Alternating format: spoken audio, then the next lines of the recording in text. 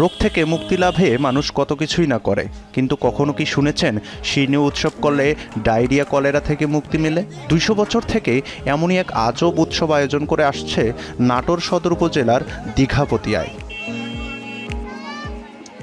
এবছরেও সেখানে গাওয়ালী শিরনি উৎসবে অংশ নেয় প্রায় ২,০০০ মানুষ। অনুষ্ঠান ঘিরে দূর দূরান্ত থেকে গ্রামে আসেন মেয়ে জামাই, নাতি নাতনি সহ স্বজনরা। আমরা এই সিন্নি আমার দাদারা করেছে, আমার বাপেরা করেছে, আমরা করছি। ছোটবেলায় এসেছি আমার ফ্যামিলি নিয়ে সিন্নির উদ্দেশ্যে। আমাদের ঈদের ভিতরে এত আনন্দ হয় না, যে আনন্দটা আমাদের এই সিন্নিতে হয়। আমি আসলে এখানে যে এত বড় একটা আয়োজন হয় এটা আসলে আমি কখনো দেখিনি, শুনেছিলাম যে এরকম হয়, তো সেই বগুড়া থেকে আমরা এখানে আসছি।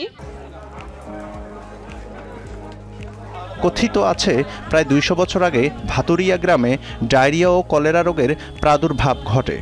অনেক মানুষও মারা যান সেই রোগে। এরপর আতাব্দি ফকির নামে এক আলেম শিরনি করার পরামর্শ দেন। সে অনুযায়ী উৎসব আয়োজন করে গ্রামবাসীরা ধীরে ধীরে সুস্থ হয়ে ওঠেন বলে জনশ্রুতি আছে। একইভাবে গবাদি পশু আক্রান্ত হলে শিরনি উৎসব করা হয় এই গ্রামে। সিন্নিটা প্রায় ২০০ বছর অবদান। এই সিন্নিটা আমাদের গ্রামে একসময় কলেরা রোগে প্রতিদিন মানুষ মারা যেত। যে উত্তর থেকে একটা আতাব্দি বলে একটা মৌলানা আসছিল একটা গ্রামে এসে, সেই জিনিসটা স্বপ্ন রোগে দেখার পর উনি বললো যে এই গ্রামে এই সিন্নিটা করলে এই জিনিসটা দূর হয়ে যাবে, কলেরা বেড়ানো ভালো হয়ে যাবে। আমরা কোনো সমাজ ভাগ হইতে দেই না।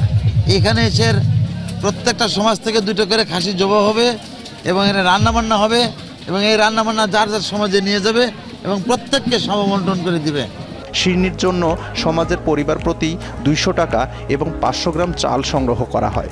সমাজের সব টাকা ও চাল উত্তোলন শেষে একই দিনে আয়োজন করা হয় এই গাওয়ালী শিরনি উৎসব, যেটিকে কেন্দ্র করে দিনব্যাপী চলে গ্রামীণ মেলা।